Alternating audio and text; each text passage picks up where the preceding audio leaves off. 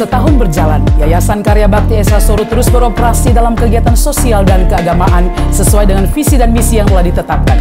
Program penginjilan melalui media terus dilakukan dengan memproduksi konten-konten rohani berupa acara Esra Soro Menjawab atau program tanya jawab seputar iman Kristen, dan mendukung pembuatan film Suatu Hari Nanti bekerja sama dengan Pijar TV Jakarta dan tim. Aksi-aksi sosial juga terus berlangsung berupa pemberian bantuan logistik, dana pendidikan, biaya kesehatan, dan dana pembangunan.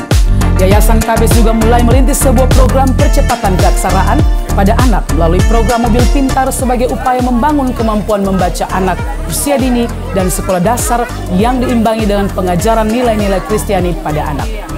Kami berkomitmen untuk terus memberikan layanan terbaik dan bertanggung jawab sebagai bentuk syukur kami kepada Tuhan dan pertanggungjawaban kami atas kepercayaan dari semua simpatisan dan donatur setia yang mendukung pelayanan ini melalui doa dan dana. Jika saudara ingin mendukung pelayanan kami, saudara dapat berdonasi melalui rekening yang tersedia atau menghubungi kami melalui nomor berikut ini. Doakanlah kami dan mari melayani Tuhan bersama. Tuhan Yesus memberkati.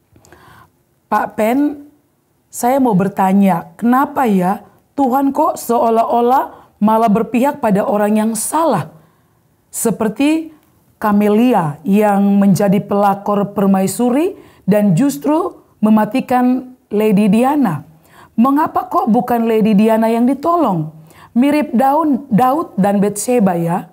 Dan malah Salomo yang sangat diberkati harusnya kan dari istri di masa muda. Mengapa kok gak seperti Sarah? Meskipun Hagar juga dipelihara Tuhan. Mohon penjelasannya Bapak Pendeta. Tuhan itu adil. Tapi seringkali keadilannya tuh sukar untuk kita pahami. Karena apa?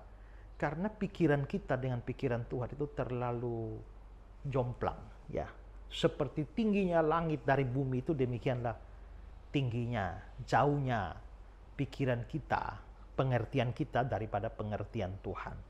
Jadi kalau dari sudut pandang kita harusnya orang baik itu ya dapat yang baik-baik saja, orang jahat dapat yang jelek-jelek ya. Tapi dalam kenyataannya kita bisa melihat, oh orang baik malah dapat malapetaka. Orang nggak baik malah kelihatannya hidup diberkati, enak-enak saja. Ayub seorang yang takut Tuhan, saleh, di antara orang sejamannya, tahu-tahu menderita. Sementara itu ada banyak orang fasik yang hidupnya enak. Itu melawan pikiran kita yang sangat pendek ini. Dan seringkali memang karena pengalaman-pengalaman itu seperti itu terjadi, kita mempertanyakan keadilan Tuhan ya. Di mana ya keadilan Tuhan di dalam kasus-kasus seperti itu?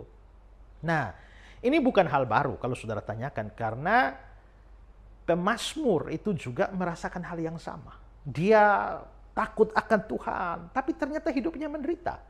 Sementara itu dia menyaksikan ada begitu banyak orang fasik yang tidak takut Tuhan, malah hidup enak saja. Dan itu dituangkan di dalam Mazmurnya, Mazmur pasal 73. Saya baca mulai ayat yang ke-3 sampai ayat yang ke-12. Sebab aku cemburu kepada pembual-pembual kalau aku melihat kemujuran orang-orang fasik. Jadi orang fasik itu mujur. Sebab kesakitan tidak ada pada mereka, sehat dan gemuk tubuh mereka. Mereka tidak mengalami kesusahan manusia, dan mereka tidak kena tulas seperti orang lain. Sebab itu mereka berkalungkan kecongkakan dan berpakaian kekerasan.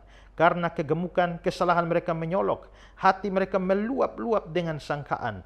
Mereka menyindir dan mengata-ngatai dengan jahatnya. Hal pemerasan dibicarakan mereka dengan tinggi hati. Mereka membuka mulut melawan langit dan lidah mereka membual di bumi. Sebab itu orang-orang berbalik kepada mereka, mendapatkan mereka seperti air berlimpah-limpah. Dan mereka berkata, bagaimana Allah tahu hal itu? Adakah pengetahuan pada yang maha tinggi? Nah, perhatikan ayat 12-14 ini penting.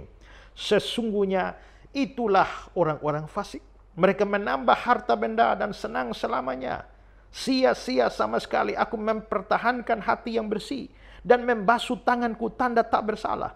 Namun sepanjang hari aku kena tulah dan kena hukum setiap pagi. Di sini kita bisa lihat rasa frustrasinya si pemazmur. Karena dia melihat bahwa orang fasik justru mujur, tapi dia orang yang takut Tuhan malah kena tulah setiap hari. Nah, tapi bagaimana dia mengatasi ini? Nah, dia pemazmur itu akhirnya dibukakan oleh Tuhan bahwa jangan cuma lihat yang sekarang. Cobalah berpikir untuk melihat jauh ke depan. Kalau lihat jauh ke depan, maka kita akan melihat bahwa sebenarnya apa yang sedang terjadi itu sementara saja. Fenomena yang terjadi itu hanya sementara saja, bahwa orang fasik hidup enak, orang yang takut Tuhan hidup sengsara. Itu hanya sementara. Justru ketika orang-orang fasik dikasih kemudahan-kemudahan, orang-orang jahat dikasih kemujuran-kemujuran, itu seperti mereka ditempatkan pada tanah yang berlicin atau tempat yang licin, yang mana dalam seketika mereka akan jatuh. Nah, itulah yang pemazmur katakan di dalam ayat 16 sampai ayat 19. Tetapi ketika aku bermaksud untuk mengetahuinya, hal itu menjadi kesulitan di mataku, sampai aku masuk ke dalam tempat kudus Allah dan memperhatikan kesudahan mereka. Perhatikan ya, dia memperhatikan kesudahan, bukan yang sekarang ini, tapi sampai akhirnya. Sesungguhnya di tempat-tempat licin kau taruh mereka, kau jatuhkan mereka sehingga hancur.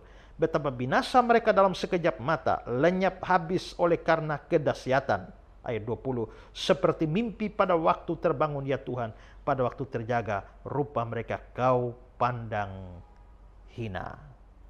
Nah, lalu setelah semua itu, pemazmur sadar. Setelah sadar, baru dia bikin pengakuan seperti di ayat 1 dari Mazmur 73.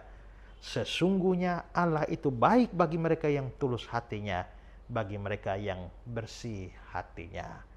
Jadi memang kita bisa dapati dalam hidup hari ini, ada orang-orang jahat, orang tidak tahu gereja, tapi hidupnya enak, kerjaannya bagus, keluarganya bagus, sedangkan kita takut Tuhan, tapi cari kerja susah, ya cari jodoh juga susah, macam-macam susah semua. Nah, tapi kita tidak boleh menilai Allah tidak adil, karena ini semua belum selesai.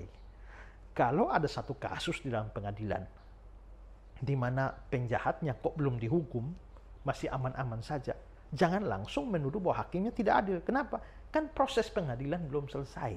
Ini masih di jalan. Tunggu sampai selesai. Nah, maka perhatikanlah kesudahannya.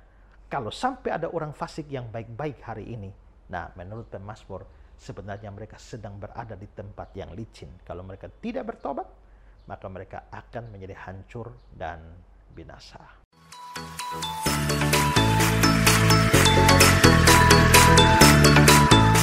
Telah hadir di Surabaya Revival Community Church, sebuah gereja yang digamelkan oleh Pendeta Esra Soro, telah hadir di kota Surabaya.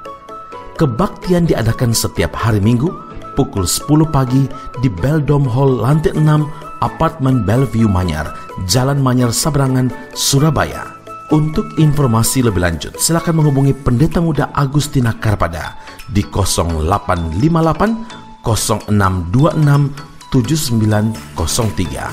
Sekali lagi di 0858 0626 7903. Mari bergabung, beribadah dan bertumbuh bersama di dalam kebenaran yang alkitabiah bersama Revival Community Church. Tuhan Yesus memberkati.